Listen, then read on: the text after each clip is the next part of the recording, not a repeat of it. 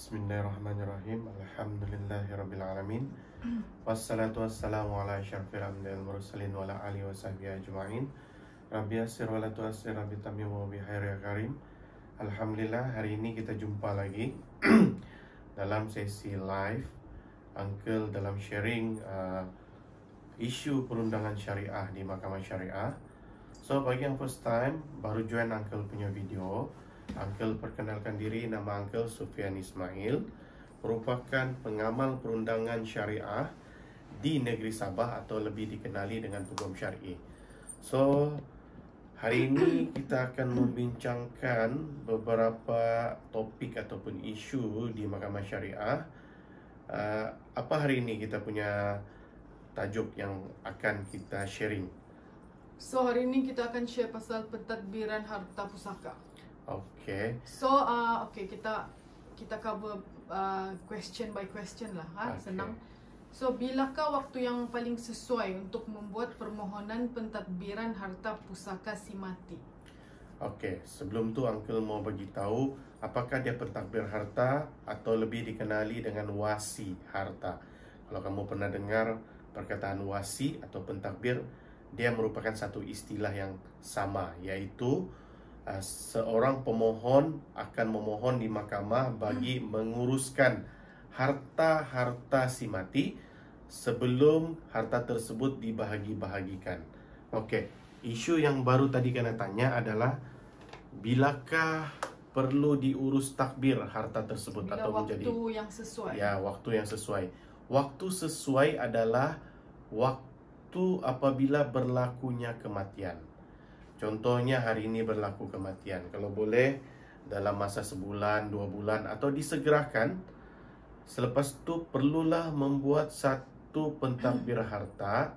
Kenapa kita perlu segerakan? Sebab untuk mengelak harta itu menjadi berlapis-lapis bila berlaku ramainya kematian di kalangan ahli waris. Maksudnya di sini paling sesuai apabila sudah tempoh orang cakap dalam sebulan hingga 3 bulan itu, perlulah segera mentadbir harta tersebut bagi menguruskan dokumen maupun hutang-hutang si mati. Maksudnya sini disegerakanlah apabila telah berlaku kematian. Janganlah limpas sampai bertahun-tahun. Kalau boleh dalam masa 3 bulan selepas kematian tu, kita terus membuat pentadbir harta. Jadi kita tahulah kalau ada kematian tu dalam tempoh kurang dari 3 bulan tu cepat-cepatlah buat Pentadbir harta di Mahkamah Syariah. buat tindakan lah, sebab mau elak kemungkinan berlaku kematian berlapis kan. Betul. Lepas tu risiko hilang dokumen lagi, tambah lagi susah mau buat pentadbir harta pusaka si mati itu kan. Yes. So kita punya next question is, siapakah yang boleh membuat urusan-urusan ni? Membuat permohonan pentadbiran harta pusaka. Okey. Orang yang berhak untuk membuat permohonan pentadbir harta pusaka adalah di kalangan ahli waris. Isunya di sini siapakah ahli waris? Okey. Uncle bagi contoh. Contohnya yang meninggal tu bapa. Siapakah ahli waris terhadap si bapa yang telah meninggal dunia ni? Okey, kita cerita si bapa ni ada meninggalkan 2 orang anak lelaki dan 2 orang anak perempuan serta seorang isteri. Dan mungkin bapa ni, ibu bapanya masih hidup ataupun lebih dikenali di kalangan anak-anak ni datuk dan nenek dia sebelah bapa lah. So, siapakah ahli waris? Ahli waris bagi kematian bapa ni adalah ibu bapa si mati, isteri si mati dan anak-anak si mati. Orang yang paling berhak adalah mereka yang cukup umur 18 tahun ke atas dan merupakan ahli waris. Seperti yang Uncle bagi contoh tadi, siapakah ahli waris? Ialah ibu bapa si mati, isteri si mati dan anak-anak si mati. Faham kan? Jadi siapa yang boleh membuat permohonan pentadbiran harta pusaka tu ialah waris si mati, Ya. ataupun siapa-siapa yang berkepentingan lah kan. Betul. So, soalan yang seterusnya, perlukah semua waris ni hadir semasa membuat permohonan? Okey. Untuk membuat permohonan pentadbir harta pusaka, tidak diperlukan untuk semua ahli waris untuk hadir ke mahkamah. Tetapi semua ahli waris mestilah bersetuju terhadap perlantikan si pemohon menjadi pentadbir harta pusaka. Contoh yang lazimnya selalu yang menjadi pentadbir harta pusaka ni selalunya si ibu. Selalunya si isteri si mati. Seandainya si isteri si mati ni mungkin terlalu tua atau uzur, selalunya yang akan menjadi pentadbir harta pusaka adalah anak-anak si mati. Di dalam membuat satu permohonan, tidak diperlukan ke semua ahli waris untuk hadir ke mahkamah bagi permohonan tersebut. Apa yang waris perlu buat adalah mengisi satu borang persetujuan dan datang ke mahkamah untuk menjadi satu affidavit terhadap persetujuan tersebut, di mana kamu bersetuju ahli waris, salah satu ahli waris itu menjadi pentadbir harta pusaka di mahkamah syariah. Jadi jelaslah tidak perlu untuk semua waris hadir semasa Betul. membuat permohonan, okey? Ya. So selalu dapat komen daripada orang luar lah. Proses untuk pentadbiran pusaka ni sangat lama. Ada yang sampai orang fed up di mahkamah. Betul? Betul. Jadi berapakah tempoh masa perbezaan bagi orang yang menggunakan khidmat peguam ni dengan tidak menggunakan khidmat peguam? Okey, sebenarnya kalau kita guna hikmat peguam, perkara ni boleh diselesaikan di dalam masa 4 hingga ke 5 bulan. Seandainya dokumen lengkap dan permohonan itu dipersetujui oleh semua ahli waris. Jadi kes ini akan berjalan dalam masa 4 hingga ke 5 bulan. Boleh selesai. Uncle pernah buat pentadbir harta ni selesai dalam masa 3 bulan pun boleh. Yang penting dokumen lengkap dan semua ahli waris bersetuju untuk perlantikan pentadbir harta tersebut. Jadi kalaulah kamu memohon sendiri, kebanyakannya yang menjadi masalah apabila dokumen itu tidak dilengkapkan dengan persetujuan ahli waris yang lain. Okey, seandainya selalu menjadi isu di dalam permohonan ni adalah beberapa ahli waris itu tidak bersetuju terhadap perlantikan tersebut. Apabila permohonan ini tanpa peguam, sudah semestinya dia tidak tahu apakah perkara yang harus dilakukan seandainya ada terdapat ahli waris yang tidak bersetuju. Jadi kalau kamu menghadapi situasi ini, Uncle advise supaya kamu mencari seorang peguam syar'i untuk menguruskan hal demikian. Okey, dalam pembahagian harta pusaka, sijil faraid sangat diperlukan. Betul. Kenapa dia diperlukan dalam pentadbiran harta pusaka? Sebab dia memainkan peranan lah. Okey, di dalam pentadbir harta pusaka sebenarnya dia adalah satu proses untuk membuat sijil faraid ataupun sijil pembagian harta pusaka. Sebab apabila pentadbiran harta tidak dilakukan dengan baik, maka pembagian harta pusaka itu tidak dapat dilaksanakan. Uncle bagi contoh. Kamu ingin membahagikan harta pusaka, contohnya tanah. Arwah bapa kamu ada sebidang tanah, tapi gerannya itu tiada. Maksudnya mungkin gerannya itu berada di tempat yang kita tidak ketahui. Jadi pentadbir harta ini berfungsi untuk seorang pemohon itu, wasi harta itu boleh mendapatkan salinan asal yang diakui oleh Jabatan Tanah bagi proses pembagian harta itu di peringkat faraid maupun persetujuan. Maksudnya di sini, tanpa pentadbir harta, kita tidak akan mendapat dokumen asal. Jadi, pembagian harta tidak dapat dilakukan seandainya kamu tidak membuat pentadbir atau wasi harta tersebut. Okey, kita cerita di bahagian pembahagian lah sudah kan? Okey. Siapakah yang boleh mewarisi harta pusaka si mati?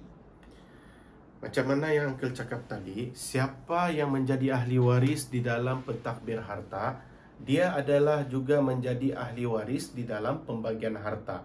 Ahli waris inilah yang akan berhak menerima harta pusaka tersebut. Sama ada harta pusaka tersebut dibahagikan mengikut persetujuan maupun mengikut faraid. Okey? Di dalam pembagian harta pusaka kita ada dua metod pembahagian harta tersebut. Yang pertama adalah mengikut persetujuan ahli waris. Yang kedua, seandainya berlaku tidak persetujuan, maka adalah lebih baik pembahagian harta tersebut dibahagikan melalui kaedah faraid. Itu sahaja. Okey, siapakah yang berhak ke atas harta pusaka si mati sekiranya dia tiada waris dan contohnya dia tiada buat hibah? Orang yang paling berhak mendapat harta si mati jika dia tidak ada waris adalah Baitul Mal. Okey? Baitul Kerajaan Mal lah. paling senang cerita satu Kerajaan. agensi kerajaan lah yang nama dia Baitul Mal, yang mengurus selia segala harta orang Islam yang tiada waris. Okey, sekiranya waris-waris itulah sepatutnya kamu buat hibah. Ya, kalau Kalau kamu tiada tidak urus waris, hibah, semua harta tu akan jatuh kepada Baitul Mal. Tapi bila kamu buat hibah, kamu dapat menyalurkan harta kamu tu kepada orang yang kamu sayang. Contohnya ibu bapa, adik-beradik, anak buah, kawan, ataupun siapa-siapalah yang kamu sayang untuk bagi harta tersebut. Jika tiada, harta ini secara otomatik akan diterima oleh Baitul Mal. kerajaan lah. Kerajaan lah senang cerita. Okey, sekiranya waris-waris bersetuju untuk pembahagian harta sama rata, bolehkah faraid dikecualikan? Betul, boleh. Sebab apa? Di dalam mahkamah syariah ada dua cara pembahagian harta. Pertama, secara persetujuan ahli waris. Macam mana cara persetujuan ahli waris? Banyak kaedah. Ada kadang-kadang ahli waris ni bersetuju untuk bagi rata. Ada kadang-kadang ahli waris ni bersetuju untuk harta semua dilupuskan dan diserahkan kepada satu orang. Contohnya dibagi kepada biasanya ibu lah, kan? Atau bini si mati. Dia cakap kesian mama tiada kerja, semua harta kita bagi mama lah. Ada juga. Ada juga bagi, contohnya mama tiada, bapa sudah tiada, adik-beradik ramai, contoh 4 orang. Yang 3 orang ni berjaya semua, yang 1 orang saja mungkin yang kurang berjaya, maka dorang bersetuju adik-beradik ni bagilah kepada yang kurang berjaya ni. Pun boleh, asalkan semua bersetuju ahli waris. Siapa semua tu? Ahli waris. Okey, contohnya terdapat waris yang tidak dapat dikesan di dalam senarai waris pusaka ketika harta pusaka tersebut ditadbir. Okey. Jadi kemanakah wang itu? Harta itu akan disalurkan atau macam mana dia akan ditadbir? Okey, apabila kita mentadbir harta pusaka, ada seorang waris yang tidak diketahui, tapi kita memaklumkan kepada pihak mahkamah, maka secara otomatiknya pembagian harta itu wajib dibahagikan secara faraid. Sebab kita pun tidak mengetahui sama ada ahli waris yang satu ni macam mana, hidup ke mati. Seandainya dia hidup, maka dia akan tuntut bahagian dia tu kelak. Sebab di dalam faraid, maksudnya di sini, siapa yang simpan harta itu duluan? Okey, contoh harta ini disimpan, dia tidak disimpan. Dia contoh macam gini, kalau tanah, contohnya kita mau bagi tanah. Satu bahagian ni kita tahu orang ni masih hidup tapi tidak diketahui di mana. Jadi cara pembagian secara faraid itu merupakan satu cara yang paling selamat, di mana bahagian ahli waris yang ada tu dia akan mendapat dia punya harta, dan yang selebihnya tu harta lagi akan menjadi hak milik orang yang belum dapat tu. Sebab kita mungkin dah tahu, mungkin dia berada di overseas, Selepas dia Ya, balik, adik-beradik pun tak tahu di mana. ada adik-beradik pun tidak tahu, tiba-tiba dia datang muncul. Ya, itu Tapi happen, tidak masalah, sebab kamu cuma ambil hak kamu di dalam faraid. Dan faraid yang lain tu masih ada. Contohnya tanah. Tanah tu masih tidak boleh ganggu. Dia masih lagi nama sebab namanya secara otomatik akan bertukar menjadi milik dia. Sebab pembahagian merupakan secara faraid. Seandainya duit tu di bank, bank masih pegang lah. Kalau di jabatan tanah masih pegang lah. Sebab tanah tu dibahagikan secara faraid. Ingat, apabila kamu tidak mengetahui salah satu waris, maka pembahagian secara persetujuan tu tidak dapat dilaksanakan keseluruhan dia. Kamu perlu membagikan secara faraid dahulu untuk mengeluarkan hak orang yang tidak dijumpai, dan di kalangan kamu tu, kamu boleh bahagi secara persetujuan. Faham ah? Kena asingkan dahulu. Faraidkan dahulu bahagian orang yang tidak diketahui, barulah kalau kamu ada persetujuan di kalangan kamu tu, kamu boleh buat persetujuan. Maksudnya hak orang lain perlu dibahagikan secara faraid. So, kalau ada kes begini kan, so macam mana effort peguam tu untuk mengesan waris si mati yang dah dapat dikesan ni? Apa yang kamu akan lakukan dulu? Biasanya kita akan membuat satu pengiklanan di surat kabar untuk memaklumkan bahawasanya pembahagian harta atau pembagian harta ini akan dilakukan di mahkamah. Okey, seandainya waris itu juga tidak dapat dijumpai, maka seandainya lebihan ahli waris yang ingin membahagikan harta tersebut secara persetujuan, si peguam tadi terpaksa membahagikan dulu ahli waris yang tidak dijumpai itu secara faraid, dan bakinya itu barulah mengikut persetujuan waris-waris yang ada. Okey. Untuk menyelamatkan hak orang yang tidak dijumpai tadi. So, jelaslah kan? Memang ada cara pun untuk mengesan. Ya, sebab begini, Uncle bagi satu contoh lah yang selalu berlaku di kalangan adik-beradik. Contohnya kan, kamu ada adik-beradik 8 orang. Satu orang ni sudah 10 tahun kamu tidak jumpa. Mungkin anak yang paling sulung lah.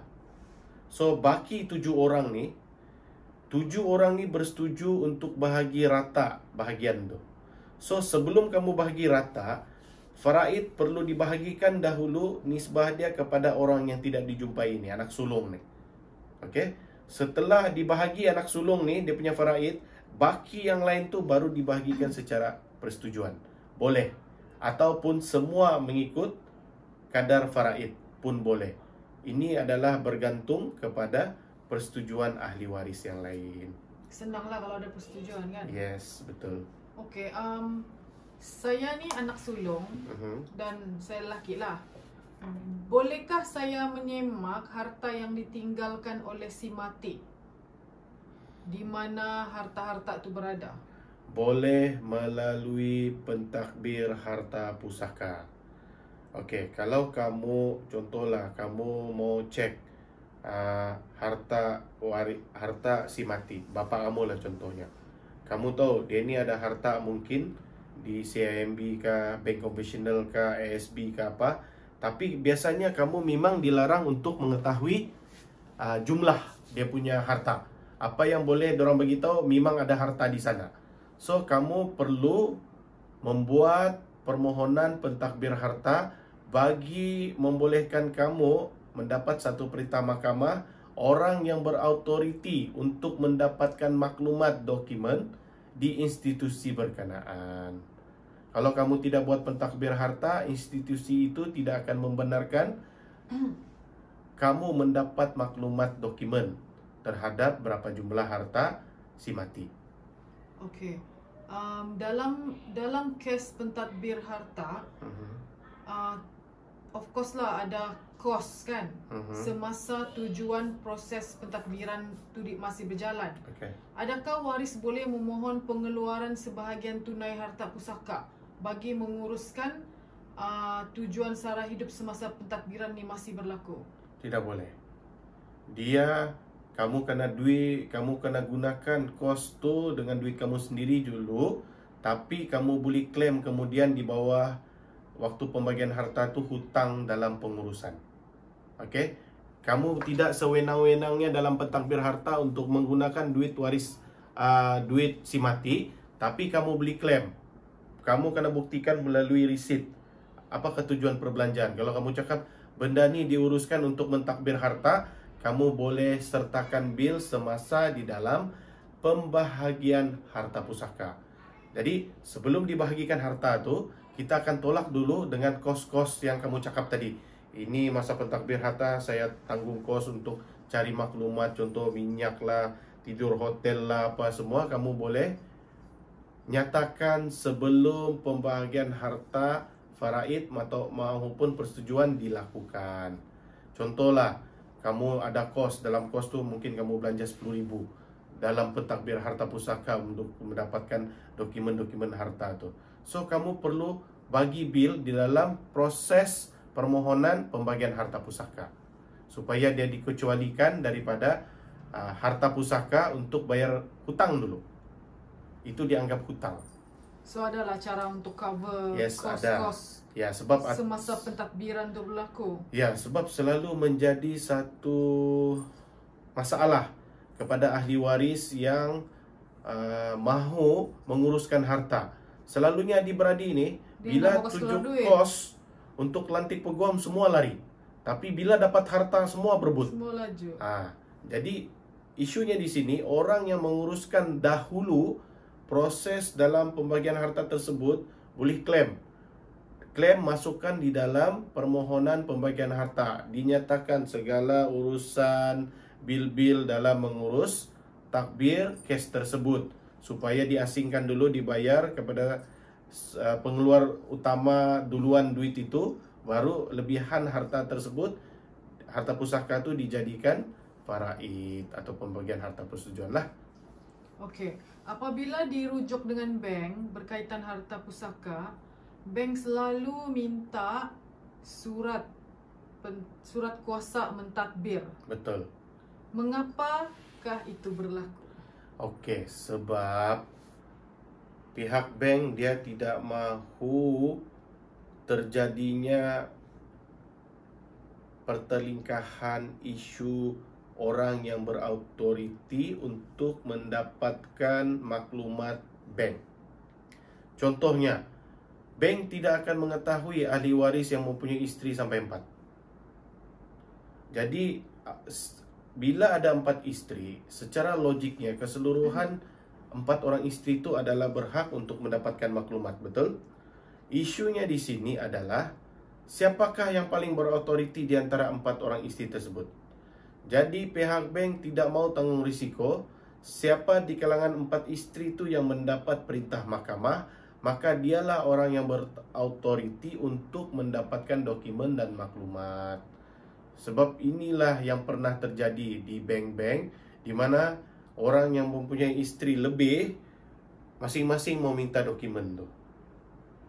Jadi institusi-institusi tersebut mengambil langkah berjaga-jaga dengan meminta satu dokumen resmi perintah mahkamah untuk mendapatkan dokumen si mati. Tapi satu orang je yang boleh dapat. Kalau ada 4 isteri, satu orang lah dia tidak Contohlah akan dalam mahkamah mengarahkan ada 2 pentadbir harta.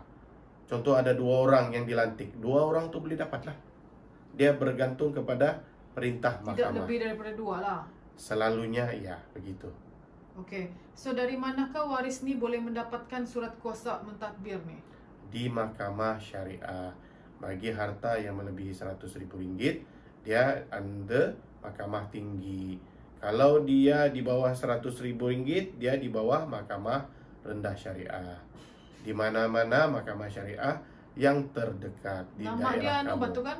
Apa tu pentadbir? Perintah pentadbir harta pusaka.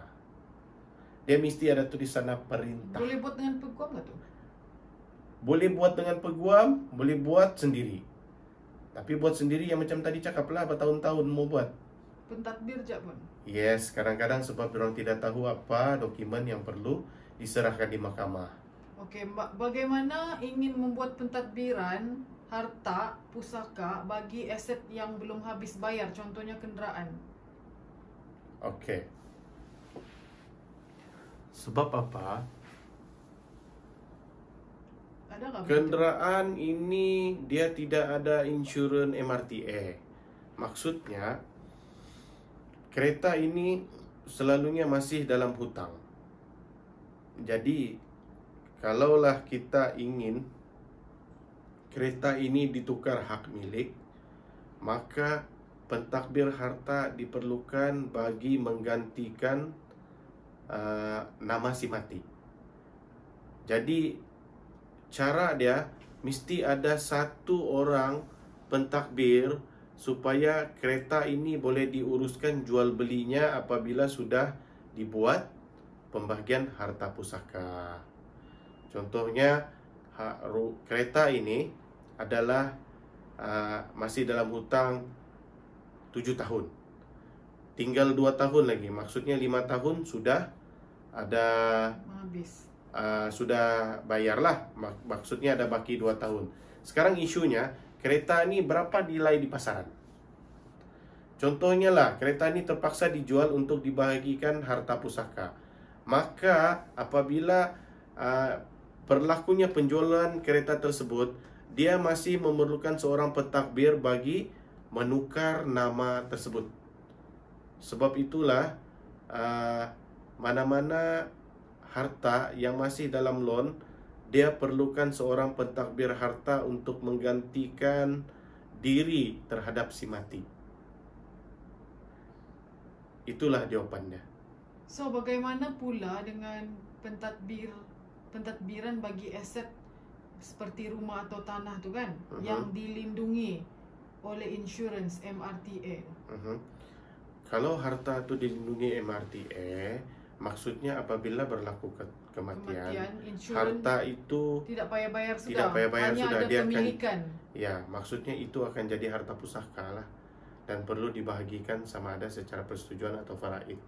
Sebab dia sudah di cover insurans mah. Maksudnya rumah tu sudah jadi bebas hutang. Jadi dia bulat-bulat jadi harta pusaka. Kalau tidak ada hibah lah. Kalau ada buat ikatan hibah, maka harta itu akan jadi harta hibah. Okey. Soalan seterusnya, saya ada kepentingan dalam harta pusaka si mati kerana si mati ada hutang dengan saya. Dan saya bukan ahli waris. Okey. Bolehkah saya menuntut hutang daripada harta pusaka si mati itu?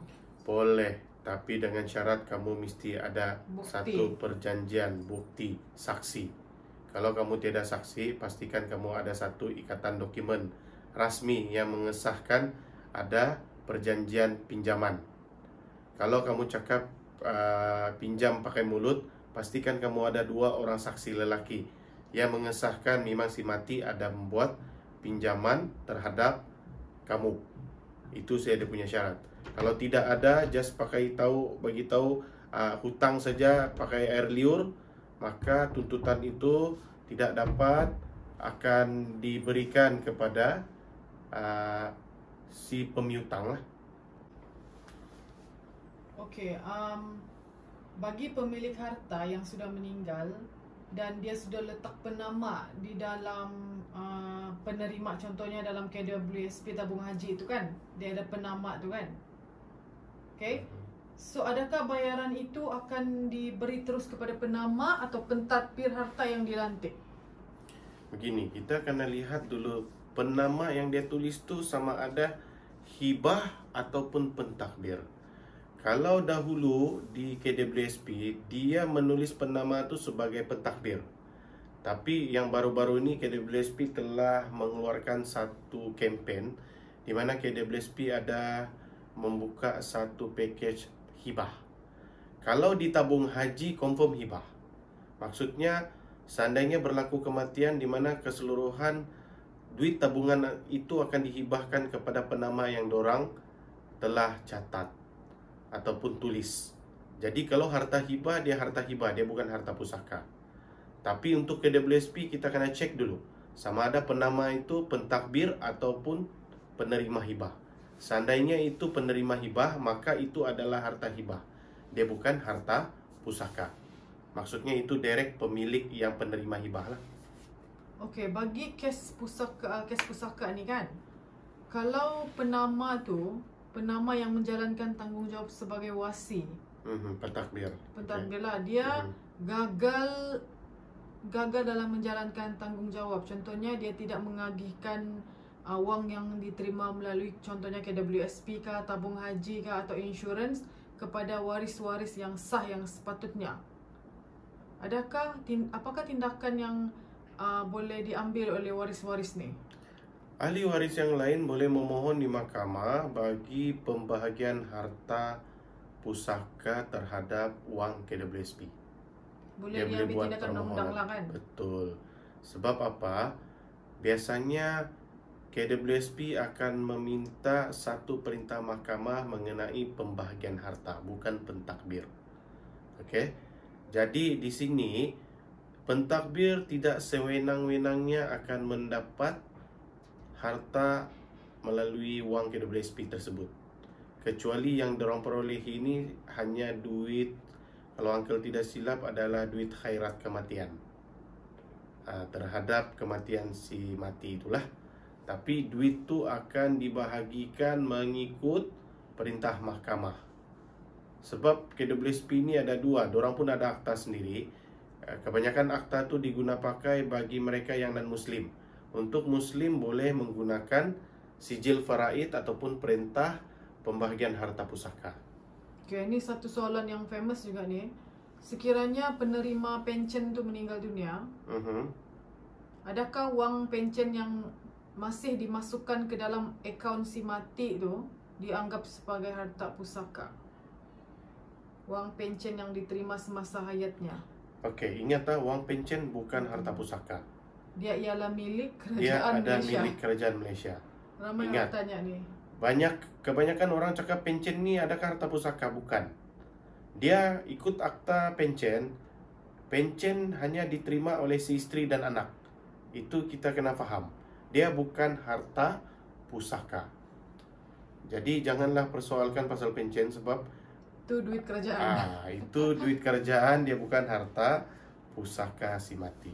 Okey, apakah yang dimaksudkan dengan harta pusaka yang mempunyai wasiat dan tidak mempunyai wasiat? Apakah bezanya yang paling ketara? Ada ikatan wasiat.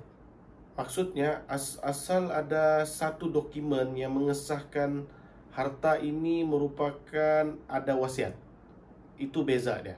Ataupun wasiat secara verbal yang mempunyai beberapa orang saksi yang orang cakap kuat, 2 orang saksi lelaki lah. Dia ada mewasiatkan harta tersebut. Tapi kena ingat, wasiat cuma valid kepada bukan ahli waris. Dan yang valid harta yang diwasiatkan cuma 1/3 harta, tidak melebihi. 1/3. Itu kita kena faham. Tapi kalau hibah, dia berbeza dengan, itulah orang buat hibah. yes, orang tidak akan buat wasiat. Sebab wasiat ni khas untuk bukan ahli waris. Siapakah bukan ahli waris? Contoh macam anak angkat, cucu, okey? Itu bukan ahli waris. Sebab ahli waris adalah di kalangan isteri, anak, ibu, bapa, itu ahli waris. So bagi harta pusaka yang berwasiat, proses perwarisan dia pun lebih mudah sebab wasi telah pun dilantik oleh si mati mengikut wasiat dia. Betul. Berbanding harta pusaka yang tidak wasiat ni, dia punya proses lebih susah dan ada masalah lain lagi, bergaduh lah. Iyalah.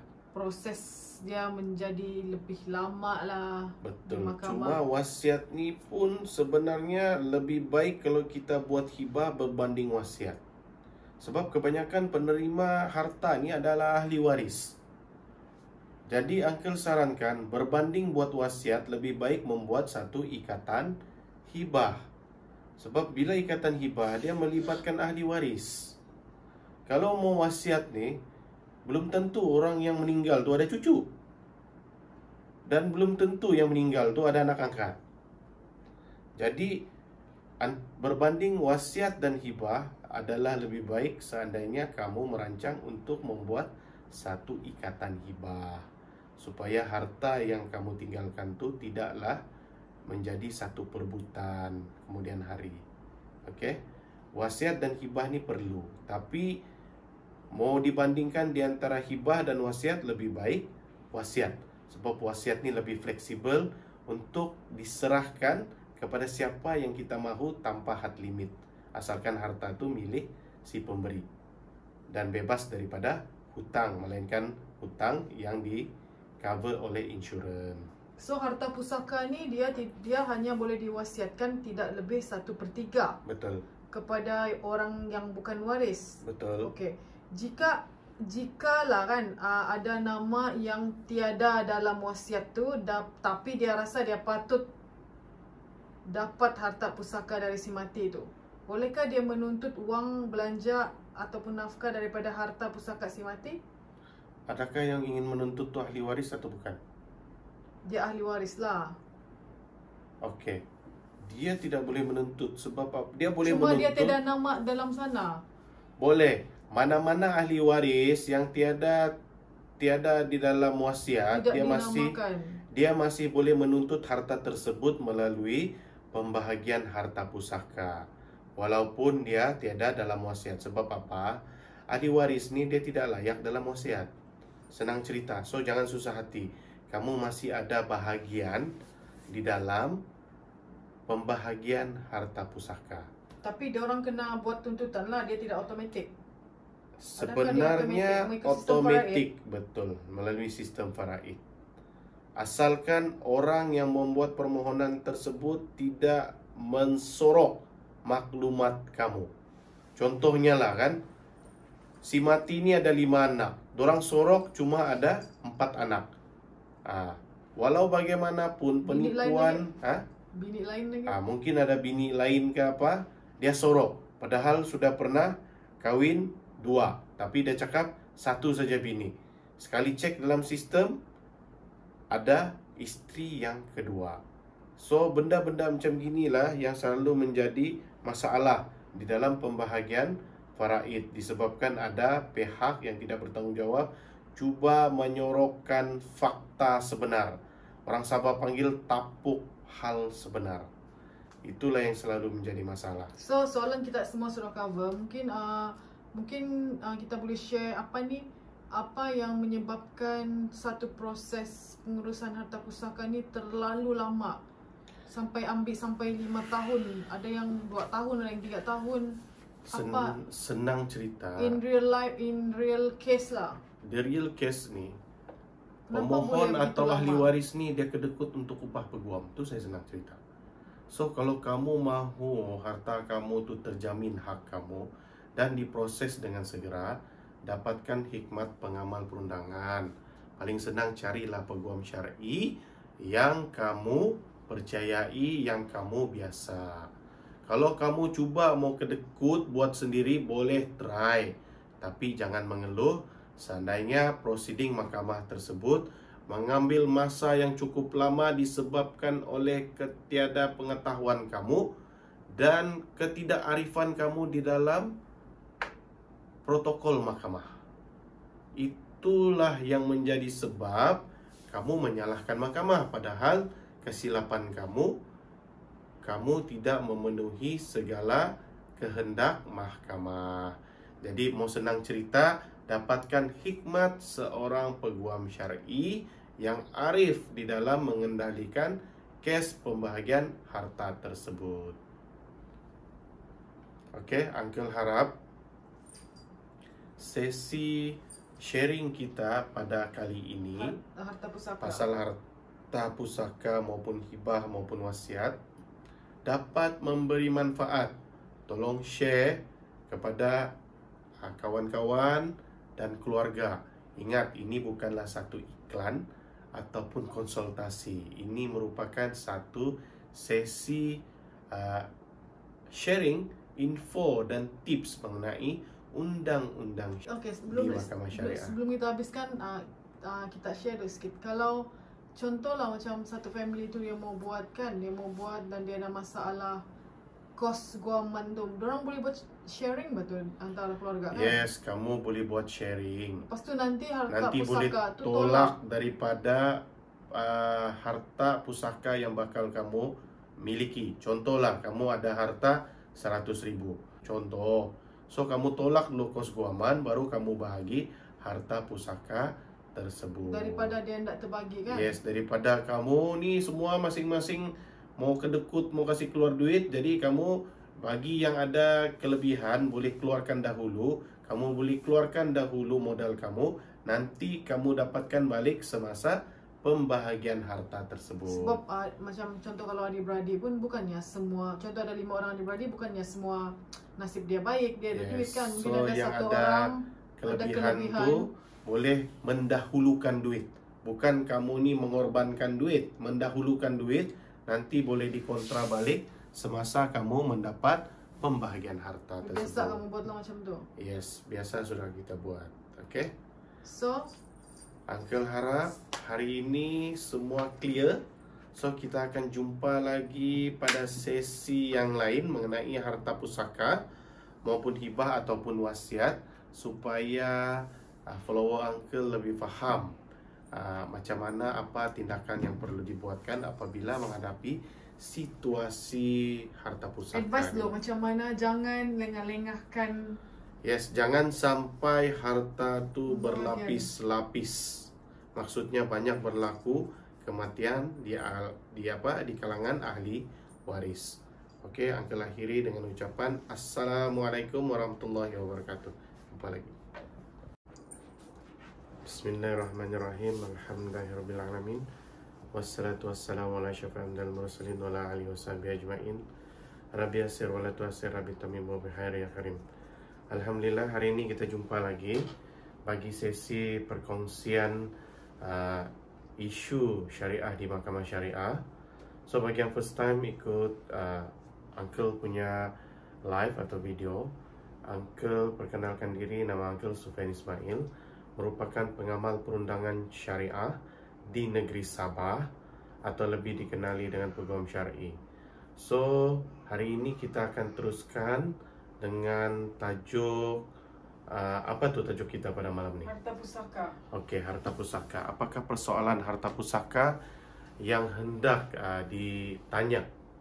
Kenapa topik harta pusaka ni perlu diadreskan, perlu diterangkan kepada orang awam? Okey. Setiap kematian yang berlaku, harta yang ditinggalkan oleh si mati itu merupakan harta pusaka.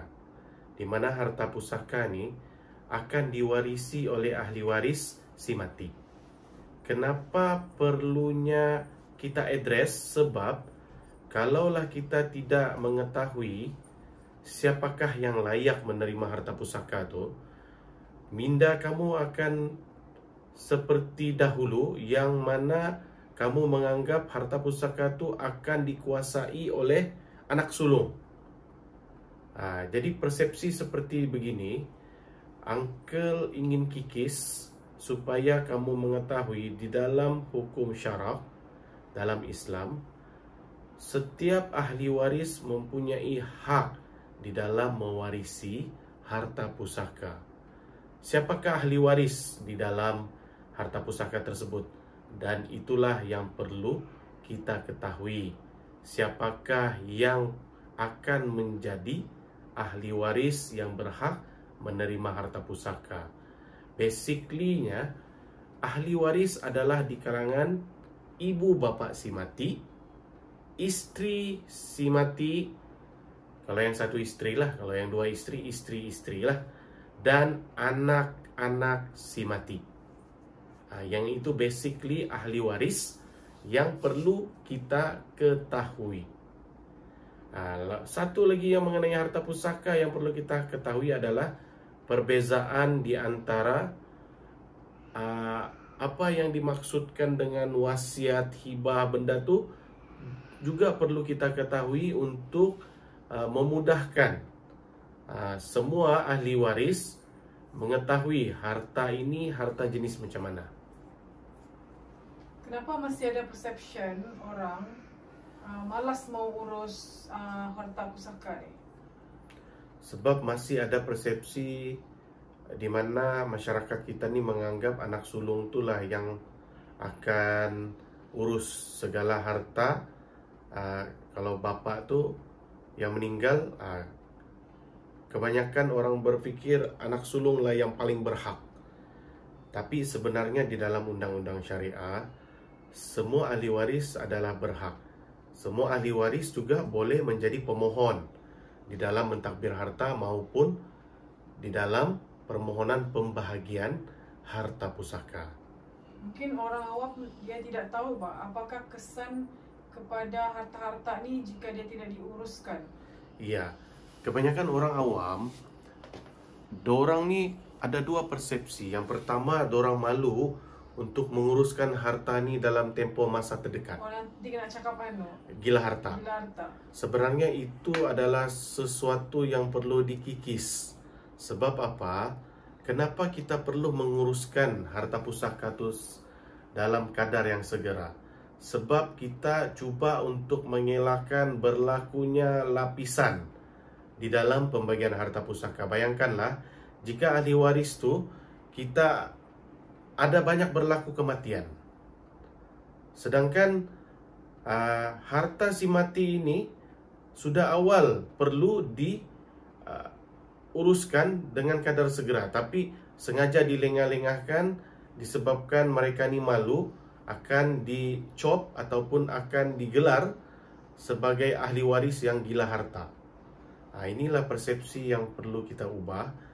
Sebenarnya kenapa perlu kita uruskan harta tersebut adalah untuk mengelakkan berlakunya kematian ahli waris yang lain, dan ini boleh menyebabkan harta itu berlapis-lapis di dalam pembagian harta pusaka. Lagi kalau sudah diurus tu kan bolehlah guna dia, benefits dia tu. Yes. Kebaikan kepada harta tu boleh diguna pakai. Ya, selalunya itulah yang persepsi orang kita. Kenapa dia tidak menguruskan harta pusaka ni dengan segera? Sebab dorang takut dituduh gila harta terhadap harta ibu bapa dorang. Jadi Uncle harap orang di luar sana ataupun follower Uncle, orang awam, tolonglah menguruskan harta pusaka itu dalam kadar yang segera. Kalau boleh dalam masa 2 bulan hingga 3 bulan tu teruslah membuat satu permohonan di mahkamah syariah, sama ada ingin ditakbir ke harta itu ataupun terus dibahagikan mengikut hukum syarak maupun secara persetujuan.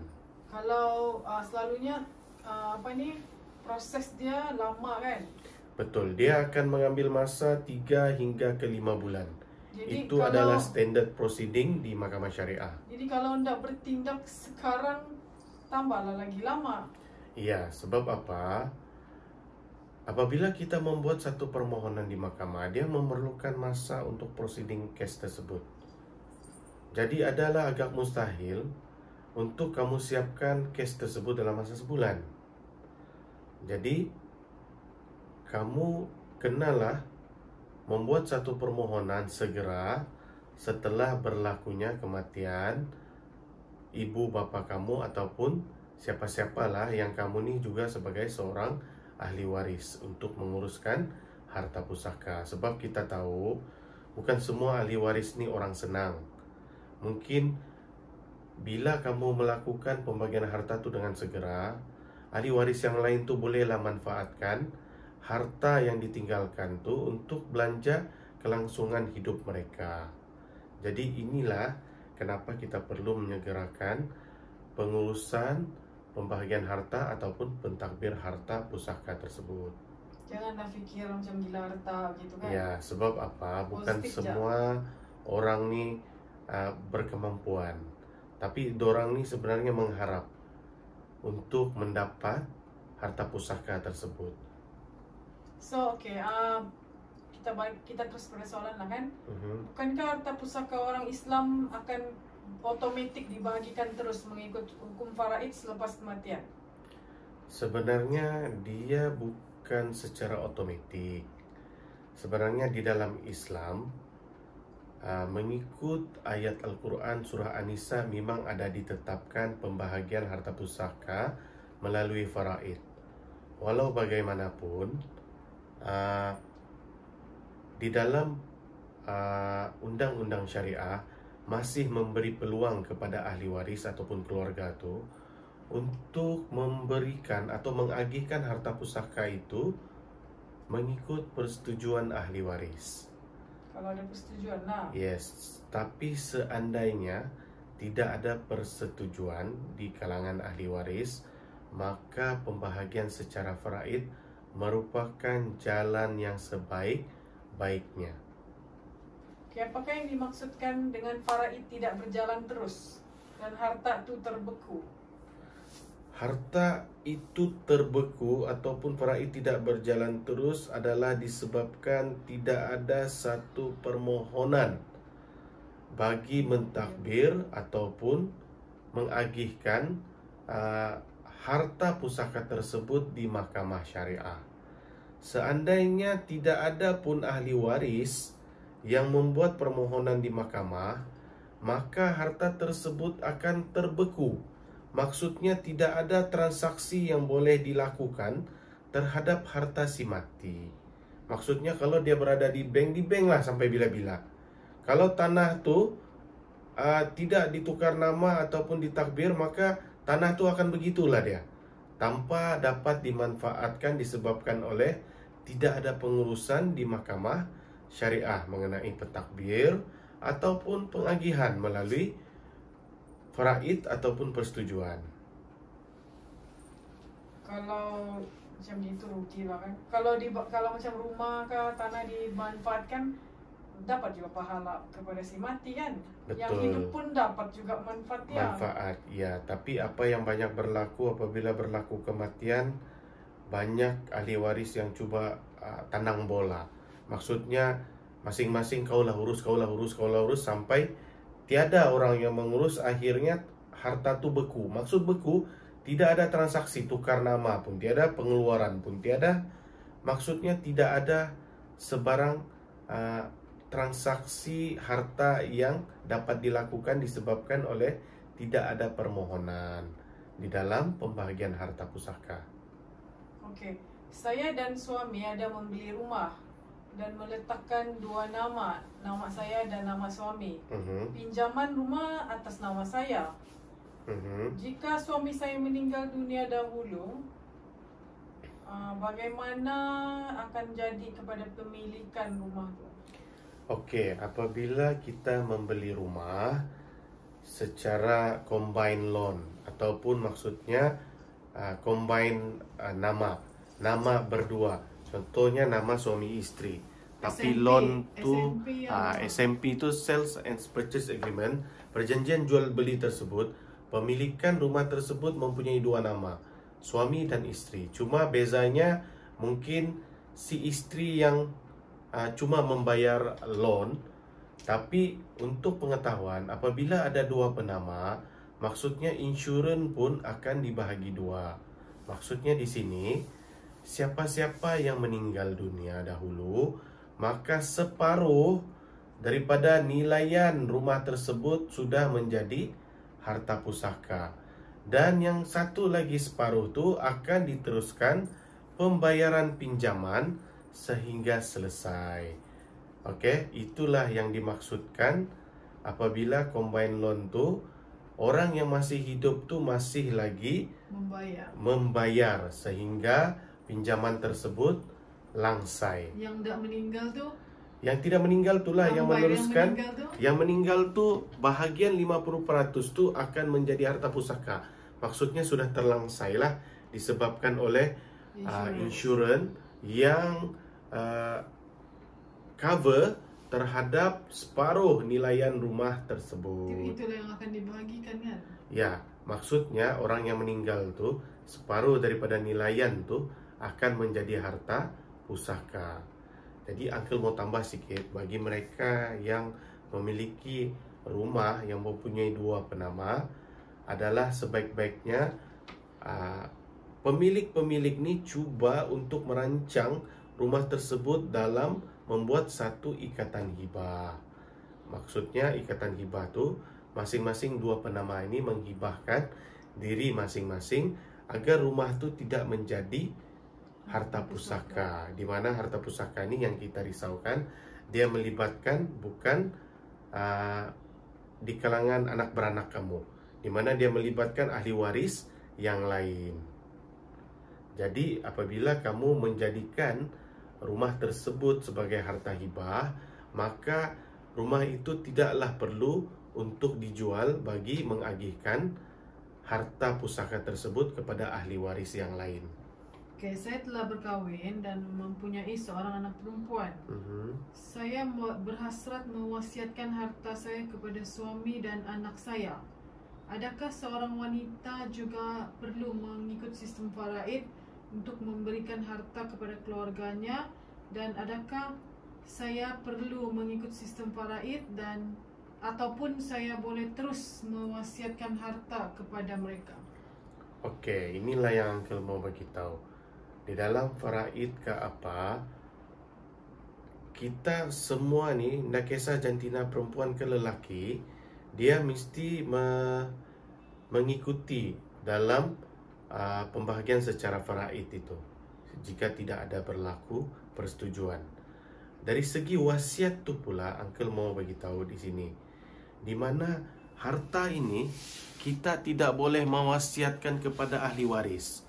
Jadi kalaulah orang tadi itu bercadang untuk mewasiatkan rumah itu terhadap anak dan istri itu adalah tidak sesuai. Seperti mana sebelum-sebelum ni Uncle sudah cakap, wasiat ni cuma boleh mewasiatkan kepada ahli bukan waris. Contohnya cucu, menantu, anak angkat. Itu sesuai untuk mewasiatkan harta. Dan satu lagi yang kita kena alert ataupun kita kena pastikan, apabila kamu berhajat untuk mewasiatkan harta, pastikan harta yang diwasiat itu tidak melebihi daripada 1/3 harta yang kamu miliki. Jadi di sini mau kasih taunya, mengenai wasiat ni adalah kurang sesuai terhadap ahli waris. Yang sesuai itu adalah ikatan hibah, di mana seseorang yang hidup tu memberi hibah terhadap anak dan istrinya. Okey? Alright. Adakah caruman KWSP boleh diwasiatkan? Sebenarnya caruman KWSP itu benda ni boleh diwasiatkan. Okey. Harta KWSP mengikut undang-undang dia merupakan akan menjadi harta pusaka. Jadi maksudnya apa-apa harta yang boleh menjadi harta pusaka, maksudnya harta tu boleh diwasiatkan. Okey. Saya meletakkan isteri sebagai penama dalam KWSP. Okey. Adakah isteri akan mendapat keseluruhan wang KWSP tersebut? Okey, mengikut klausa baru KWSP, di mana KWSP ada menyediakan satu penama bagi hibah, bagi yang baru ni lah punya kempen. So, kalaulah si pencarum tu menamakan si isteri, kita kena kenal pasti dulu sama ada penama isteri itu hibah ataupun pentakbir. Seandainya dia hibah, maksudnya si isteri akan mendapat harta keseluruhan KWSP tersebut. Tapi kalau dia meletakkan nama si isteri itu sebagai pentadbir, maka wang KWSP tersebut perlu diagihkan mengikut faraid, di mana si ibu ni atau si isteri ni cuma menjadi pentadbir harta. Maksudnya perlu difaraidkan. Alright. Saya meletakkan nama anak saya berumur 10 tahun sebagai penama dalam KWSP. Bagaimana jika saya meninggal ketika anak saya masih di bawah umur? Okey. Sekarang ni apabila itulah, dia tidak kisahlah sama siapa kita bagi penama, isteri ataupun anak. Kita yang mau kenal pasti itu, kita mau tahu sama ada penama itu menjadi pentadbir ataupun hibah. Kalaulah hibah, maksudnya harta tu akan jadi nama satu orang tu, yang anak tu. Kalau Dan di bawah umur bani soalannya. maksudnya di bawah umur, dia memerlukan satu penjaga ataupun ad-litem bagi menguruskan kewangan tersebut. Tetapi mengikut akta KWSP, di mana si anak ni akan hanya menerima wang KWSP tersebut apabila mencapai umur 18 tahun. So jelas lah kan? Yes. Okey, saya telah menganut agama Islam dan ibu bapa masih beragama Kristian. Adakah ibu bapa saya akan mewarisi harta pusaka saya setelah saya meninggal dunia? Okey, kena ingat di sini. Jawapannya tidak. Sebab apa? Di dalam pembagian harta pusaka ataupun faraid, faraid ni cuma diagihkan kepada orang Islam. Okey? Maksudnya di dalam pembagian harta pusaka, orang yang bukan Islam tidak layak untuk menerima apa-apa harta pusaka. Walau bagaimanapun, bagi anak yang mempunyai ibu bapa yang masih non-Muslim, dia boleh merancang harta tersebut semasa hidup dengan membuat satu ikatan hibah terhadap ibu bapanya yang belum beragama Islam.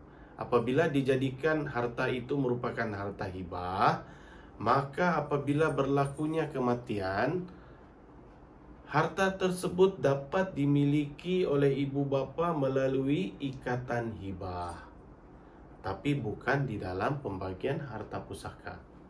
Jadi yang ada ibu bapa non-Muslim bolehlah terus buat hibah kan? Betul, sebelum berlakunya kematian. Kalau tidak, bapa mama kandung kamu tu tidak akan dapat satu sen pun daripada harta yang kamu Islam, miliki. Ya, betul. Okey, saya telah bercerai dengan isteri saya. Bolehkah bekas isteri menuntut hak terhadap harta pusaka apabila saya mati? Tidak. Maksudnya apa? Harta pusaka hanya dimiliki oleh ahli waris. Jadi, apabila seorang istri itu sudah bercerai dengan suaminya, maka terputuslah ikatan. Maksudnya dia tidak layak sudah menjadi ahli waris. Walau bagaimanapun, si istri masih boleh menuntut harta melalui harta sepencarian. Oh, walaupun sudah meninggal lah. Yes. Sudah bercerai Betul. lama. Ya. Meninggal baru menuntut. Betul, boleh. Selagi mana yang dituntut itu merupakan harta yang dimiliki semasa di dalam perkahwinan. Alright. Jadi next question, saya ni anak angkat. Ibu bapa angkat saya masih hidup. Jika mereka meninggal dunia, bolehkah saya mewarisi harta pusakanya, memandangkan ibu bapa angkat saya tu tiada anak kandung? Jawapannya tidak. Sebab kamu kena faham, di dalam harta pusaka cuma ahli waris sahaja yang layak menerima harta pusaka. Maksudnya di sini anak angkat bukan ahli waris.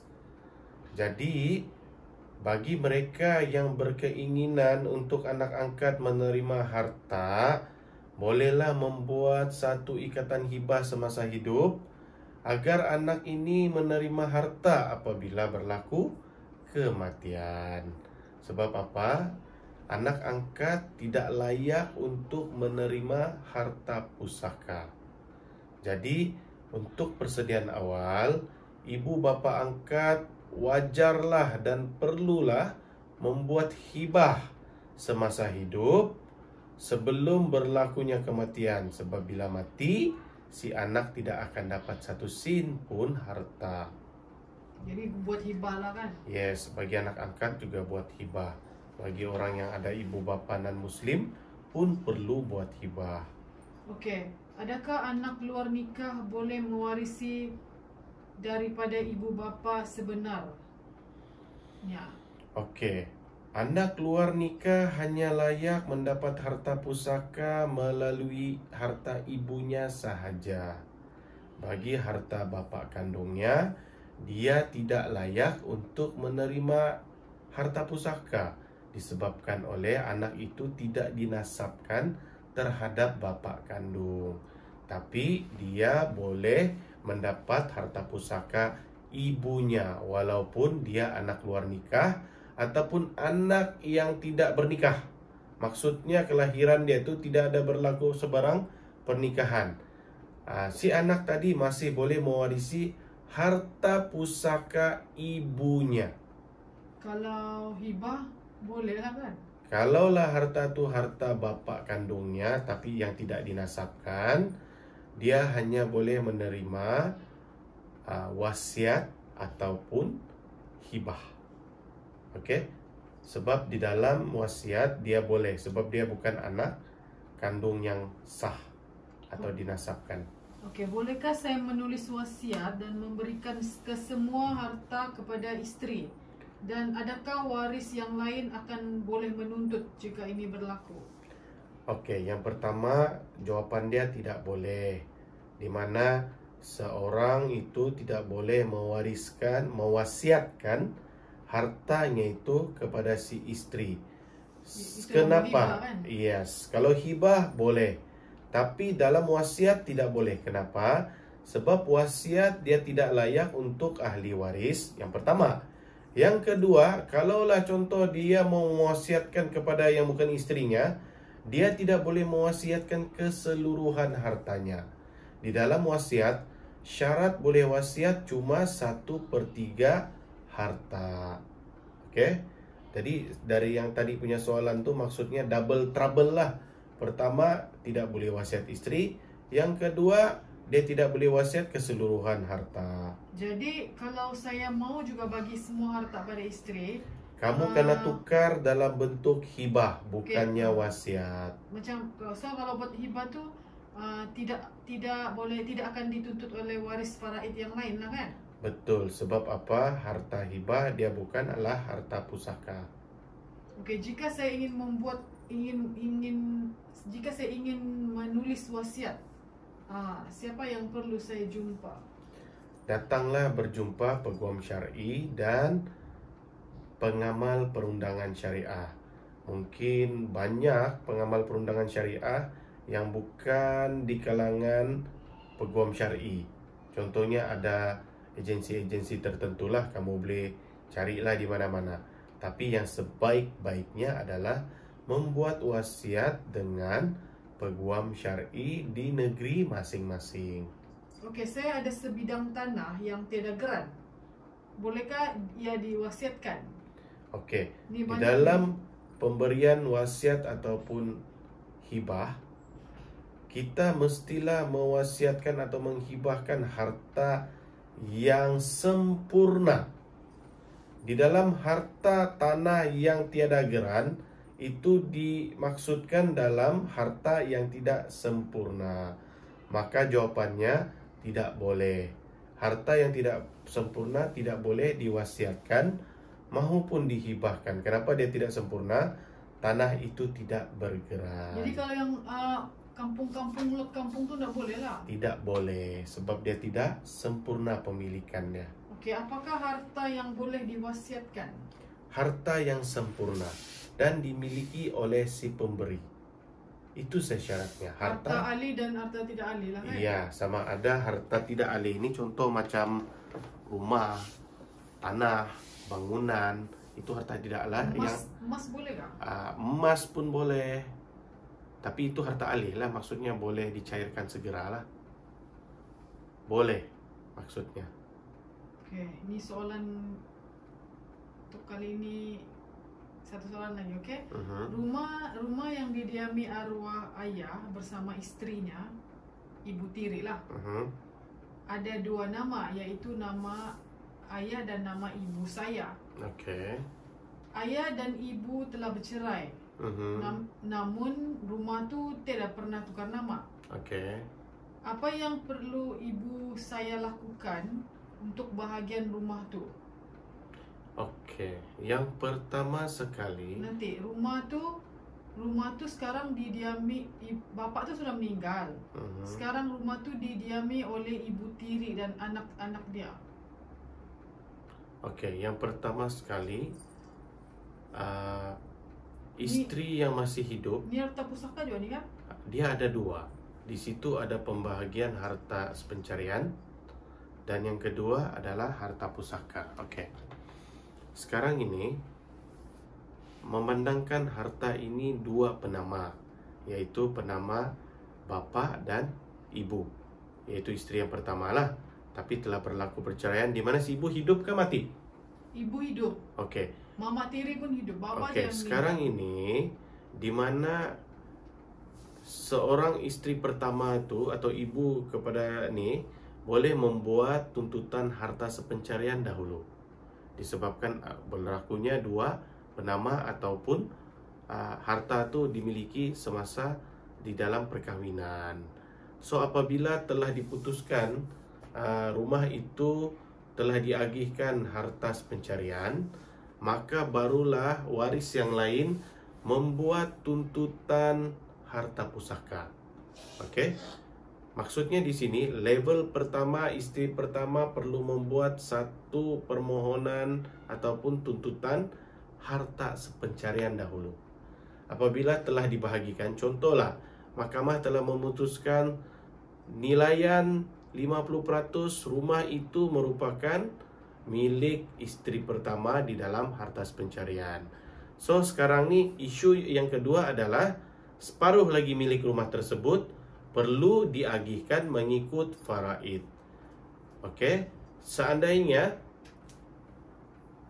si istri yang pertama cuba untuk memohon harta pencarian, berkemungkinan rumah tu telah pun di renovation semasa perkahwinan istri kedua. Istri kedua juga boleh memohon harta pencarian bagi pertambahan bangunan tu mungkin.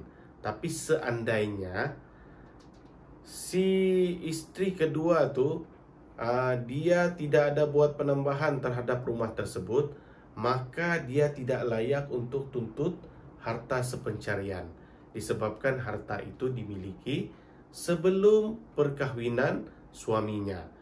Maka harta itu perlu dibahagikan secara faraid sahaja. Faham kan? So, Ada dua proses yang perlu dibuat. Pertama, harta pencarian. Yang kedua, barulah tuntutan harta pusaka.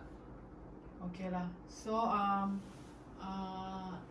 apa yang paling penting untuk orang tahu, untuk kita wrap up sesi kali ini, yang orang awam perlu tahu tentang harta pusaka ni? Okey. Yang pertama, orang awam atau follower atau orang Islam di luar sana perlu mengetahui sama ada apakah senarai harta yang dimiliki oleh si mati. Yang kedua, siapakah ahli waris si mati. Inilah yang menjadi persoalan.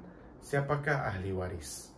Okey, seandainya kamu masih ragu-ragu siapakah ahli waris di dalam harta pusaka tersebut, kamu bolehlah merujuk kepada peguam syar'i yang ada di negeri, beramal di dalam negeri yang kamu bermastautin.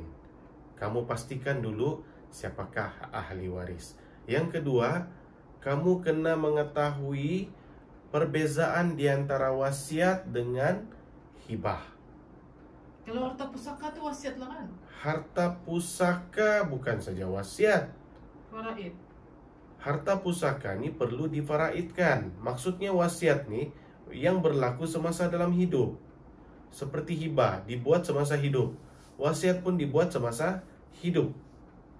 Jadi uncle mau tahu kamu ni memahami wasiat apa, hibah apa. Apa beza dia?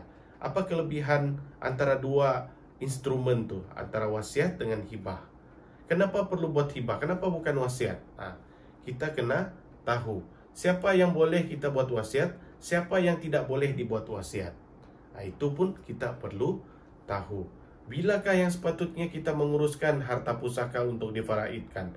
Itu perlu tahu, yaitu kita segerakan. Kalau boleh janganlah limpas 3 bulan.